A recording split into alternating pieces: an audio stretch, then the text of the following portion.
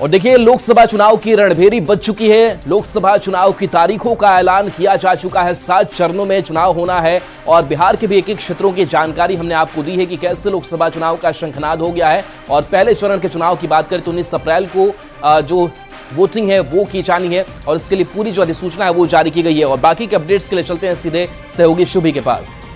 वाकई राहुल, इस वक्त की बहुत बड़ी खबर अपने दर्शकों को लगातार हम पहुंचा रहे हैं कि लोकसभा चुनाव यानी कि आम चुनाव जो सबसे बड़े लोकतंत्र यानी कि भारत देश में होने वाला है, उसकी तारीखों का ऐलान हो चुका है, शंखनाद हो चुका है। और वो तारीखें क्या है वो भी लगातार अपने दर्शकों तक पहुंचा रहे हैं। सबसे पहले इस लोकतंत्र के महापर्व में हिस्सा लेने के लिए हम सभी दर्शकों से अपील करेंगे और क्या क्या तारीखें हैं वो पूरी तारीख अपने दर्शकों को एक बार फिर से बता देते हैं। देखिए, इस बड़े से वॉल पर हम आपको तारीख एक बार फिर से बता रहे हैं। आपके क्षेत्र में कब चुनाव होंगे ये जान लीजिए। लोकसभा सीट औरंगाबाद, तारीख 19 अप्रैल 2024। कुल मिलाकर बिहार में 40 सीटें हैं और एक एक सीट की जानकारी हम आपको देंगे। देखिए, लोकसभा सीट औरंगाबाद की हम बात कर रहे हैं, तारीख है 19 अप्रैल 2024 की।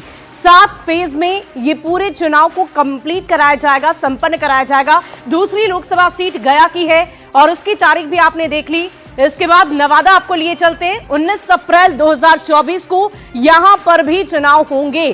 तो मतदान करने जरूर जाना है, बाद में जलपान पहले मतदान। लोकसभा सीट जमुई, तारीख 19 अप्रैल 2024। जो भी जमुई के दर्शक इस वक्त हमें देख रहे हैं वो तारीखों को जरा गौर से देखिए और उन तारीखों को जरूर याद कर लीजिए।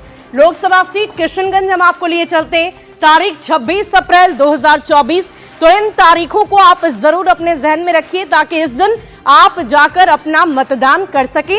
और देखिए, अगली लोकसभा सीट पूर्णिया, तारीख 26 अप्रैल 2024। तो ये अलग अलग तारीखें हैं और अगली तारीख हम आपको 26 अप्रैल की दिखा रहे हैं और ये है कटिहार लोकसभा सीट की। कुल मिलाकर 40 सीटें हैं और इन्हीं 40 सीटों की जानकारी हम आपको दे रहे हैं। लोकसभा सीट भागलपुर आपको लिए चलते हैं, सिल्क सिटी में किस दिन होगा? 26 अप्रैल 2024 के दिन ही वहां पर भी मतदान होने। तो 26 अप्रैल को बहुत सारे जिलों में चुनाव होना है।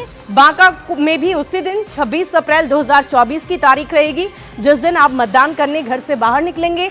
और इसके बाद झंझारपुर आपको लिए चलते हैं, ये मिथिलांचल का क्षेत्र है, यहाँ पर 7 मई 2024 के दिन चुनाव होने हैं।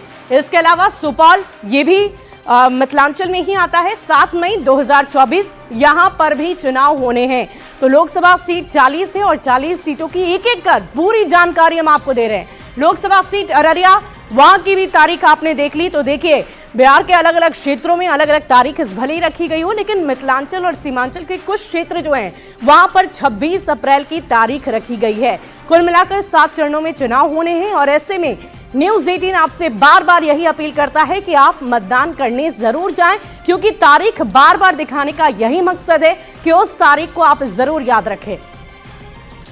चलिए, बिल्कुल शुभी। और देखिए, गेस्ट पैनल भी हमारे साथ जुड़े हुए हैं, उनसे भी एक एक करके हम रिएक्शन ले लेते हैं, उनसे भी प्रतिक्रिया ले लेते हैं इस चुनावी शंखनाद के साथ साथ। सबसे पहले आते हैं असितनाथ तिवारी जी के पास, कांग्रेस के प्रवक्ता है। असितनाथ जी, जो चुनावी बिगुल है वो तो बच चुका है, लेकिन अगर कांग्रेस की बात करें, इंडी गठबंधन की बात करें, तो चुनाव से पहले भी काफ़ी बिखराव नजर आया।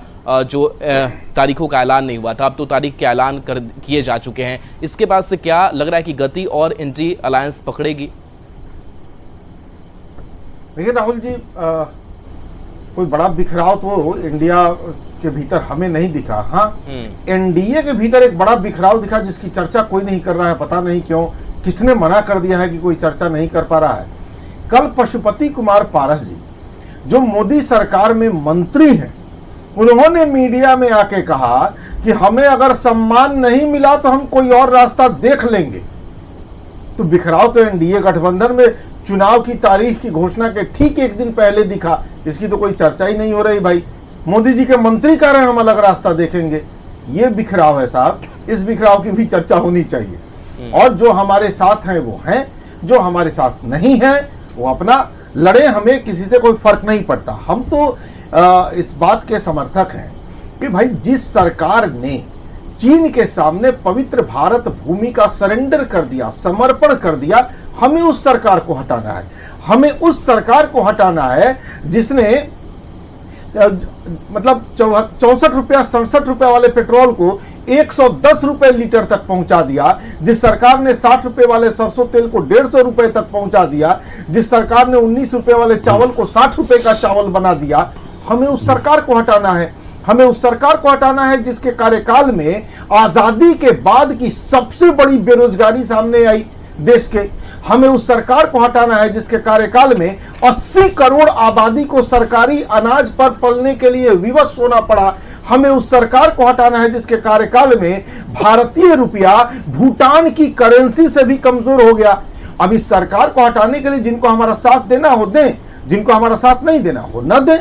चलिए, नीरज जी भी है हमारे साथ, बीजेपी प्रवक्ता है। नीरज जी, पशुपति पारस को लेकर के सवाल तो उठ रहे हैं, क्या जवाब दीजिएगा? जी देखिए, पशुपति एनडीए पूरी तरह इंटैक्ट है। डूबते टाइटैनिक जहाज की सवारी करने कोई कहीं नहीं जा रहा, सभी एनडीए के साथ हैं। एक दो दिन में उनका प्रिंस जी का तो बयान आ भी चुका, कल ट्विटर पर उन्होंने किया और बयान भी आ चुका कि वो एनडीए के साथ हैं, रहेंगे।